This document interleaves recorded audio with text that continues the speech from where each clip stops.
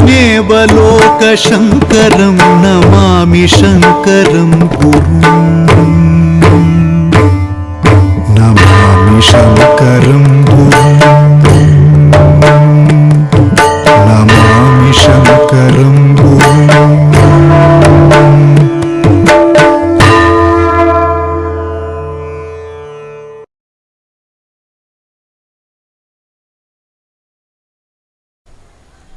श्रीगुरुभ्यो नमः.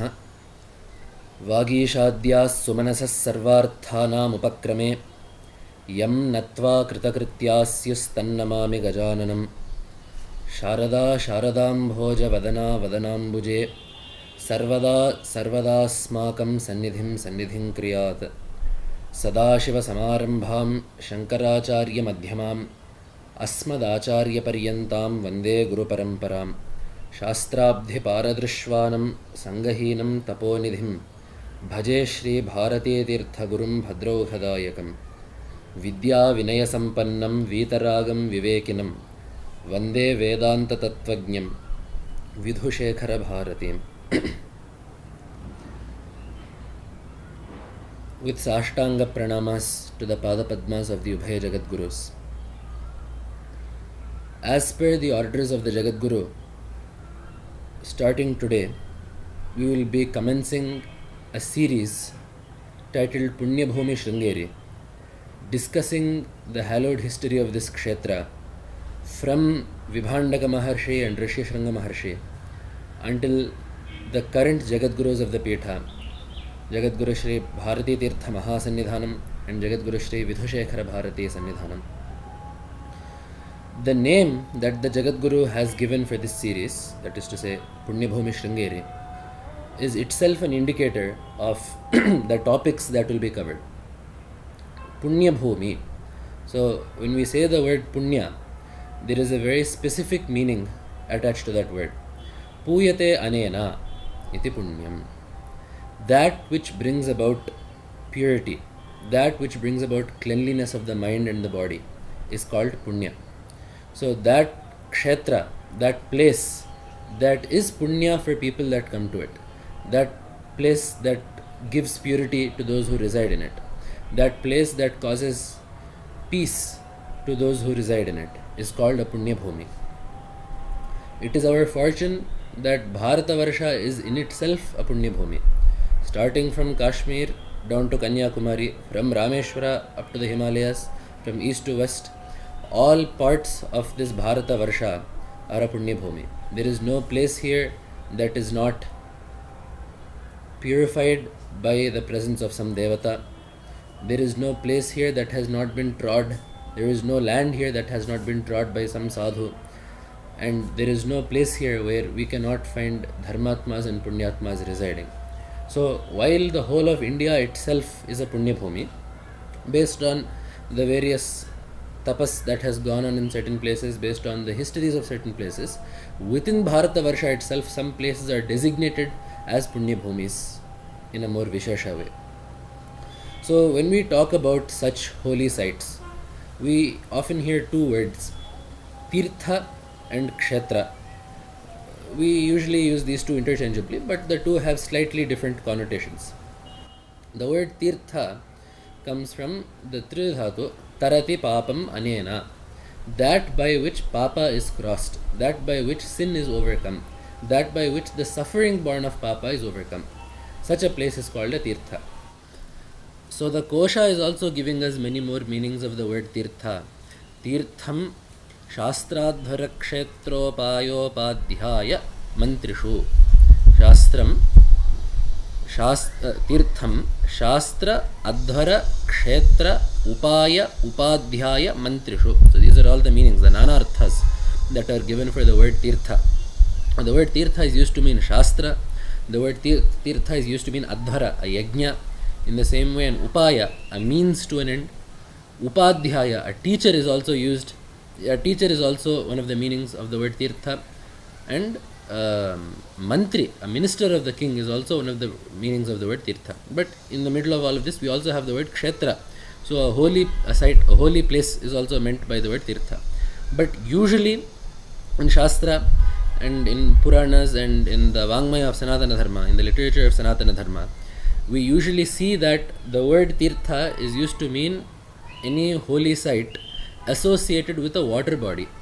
So it could be a lake, a river, a stream, or an ocean. These are all called Punya Tirthas. So a site of a water body that causes purification to those who come in contact with it. This is a Tirtha. In the same way, we have the word Kshetra.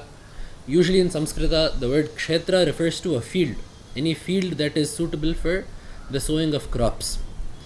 So we can take this meaning also in the sense that when we go to a Punya Kshetra, we sow the seeds of our Punya karmas there. Whatever Punya acharanas that we do, whatever Anushtana that we do, we sow the seeds of that karma in that holy site. And because of the efficacy of that site, because of the efficacy of that place, that later will become a bountiful crop of Sukha and Shreyas.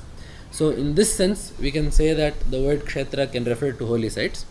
But generally speaking, any place where there is a Vishesha Devata Sannidhya, any place where a Devata is located, any place where tapas has been committed, any place where tapas has been observed, is usually called a Kshetra. And this aside, in the Kalika Purana, we have one paribhasha there as to what a Kshetra means. Chirattu kamado devaha nachirad yatra jnanadaha tat kshetramiti lokeshu gadyate purvavandibhihi. This is one shloka that we find in the Kalika Purana. What is the meaning of this shloka? That place, yatra, where the devaha, the devata that is located there, a place where the devata is chirattu kamadaha. It may take time for the devata to grant the desires of bhaktas there. But nachirad yatra jnanadaha, if properly worshipped, if properly propitiated, the devata will very quickly give jnana. The devata's nature is to give jnana before kama. That is the speciality. So such a kshetra, tat kshetram, tat kshetramiti lokeshu gadyate. So such a site is called a kshetra. A place where the devata will give jnana and in due course of time will later give kama, will later grant desires. That place is called a kshetra.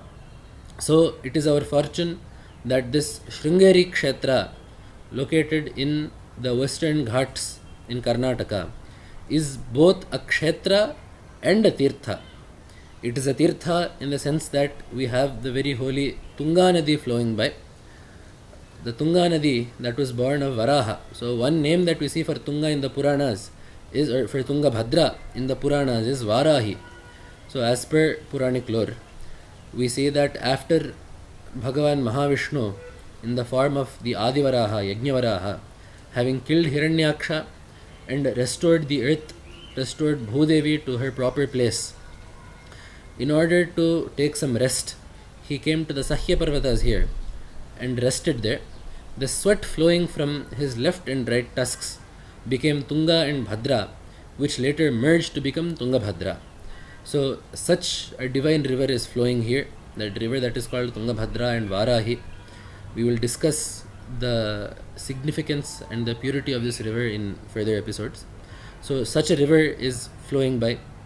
In the same way, there is a Devata here that grants jnana. As we all know, 12 centuries ago, the incarnation of Parameshwara, Jagadguru Srimad Adi Shankara Bhagavat Padacharya, walked this earth. The Jagadguru took birth in Kalati, in present-day Kerala near Kochi. At the age of 8, the Acharya took sannyasa, went to the great yogi Govinda Bhagavat Padacharya, who was then performing tapas on the banks of the Narmada river. Having obtained sannyasa from that Acharya, Shankaracharya, Bhagavat Pada, then spent his very short lifespan of just 32 years traveling the entire course of Bharatavarsha, conducting debates with other darshanikas, with other philosophers, establishing that Advaita is the Tatparya of the Vedas and Upanishads, removing tamasic practices, installing sattvic practices, doing pratishthas and punapratishthas of many devatas across the span of the subcontinent, and eventually Bhagavatpada left his mortal frame in Kedarnath and eventually merged with his true nature, which was Parameshwara himself, Paramashiva himself.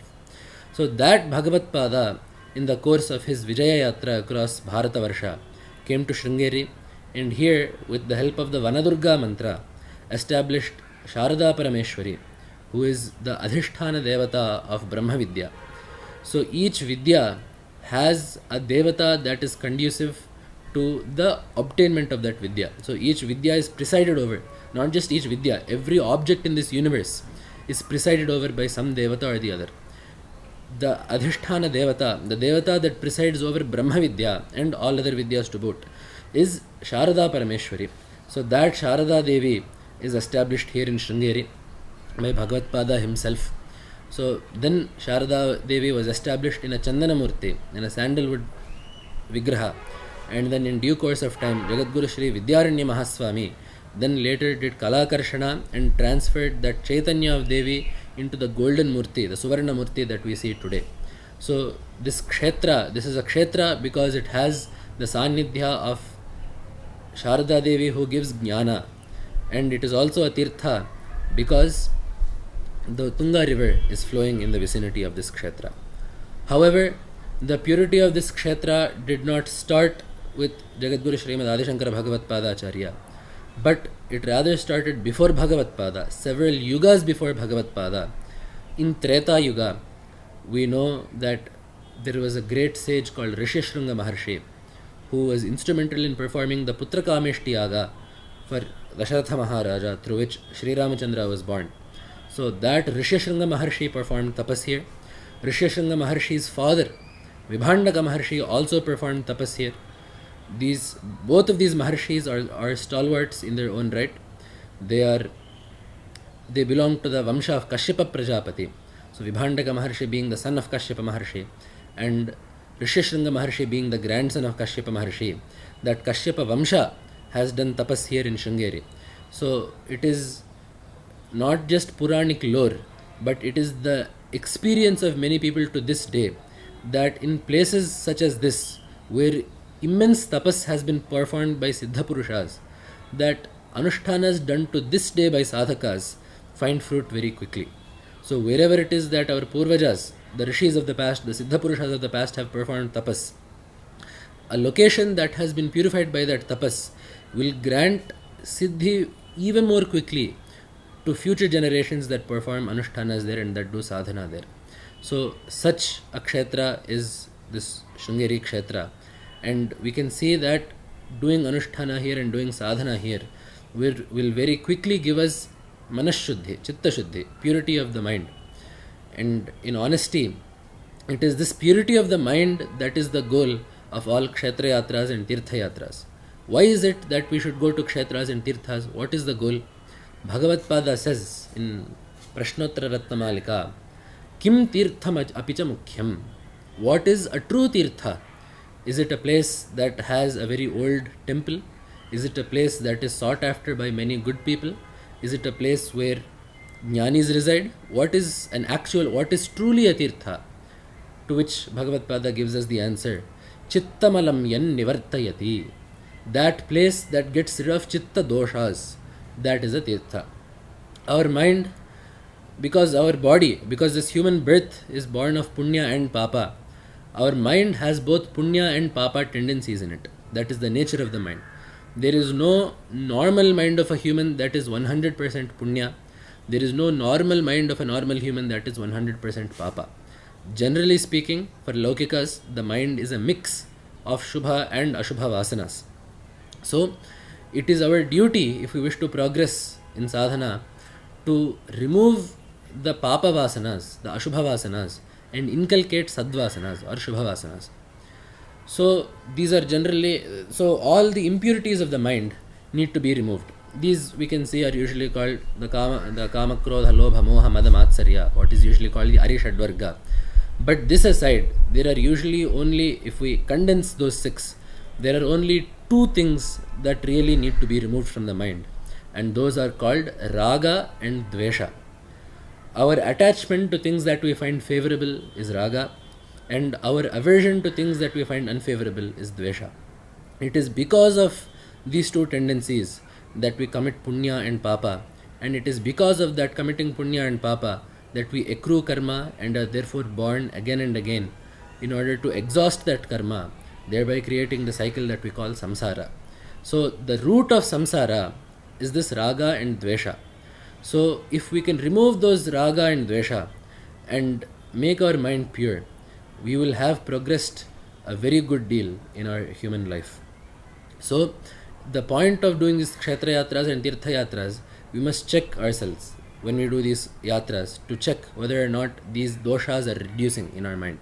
That is why even in Mahabharata, Bhishma tells Yudhishthira, there is one tirtha, having bathed in, one will attain amritatva. So there is one tirtha that if one bathes in that tirtha, they will attain amritatva.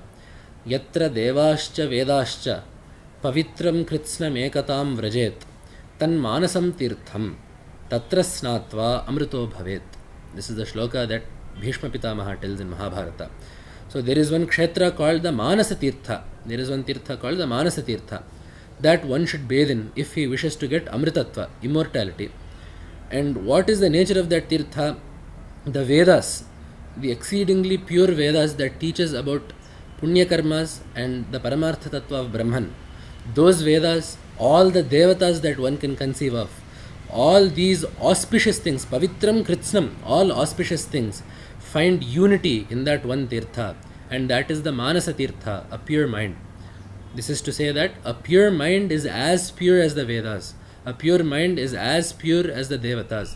A pure mind is as pure as anything else that you can think of in this cosmos.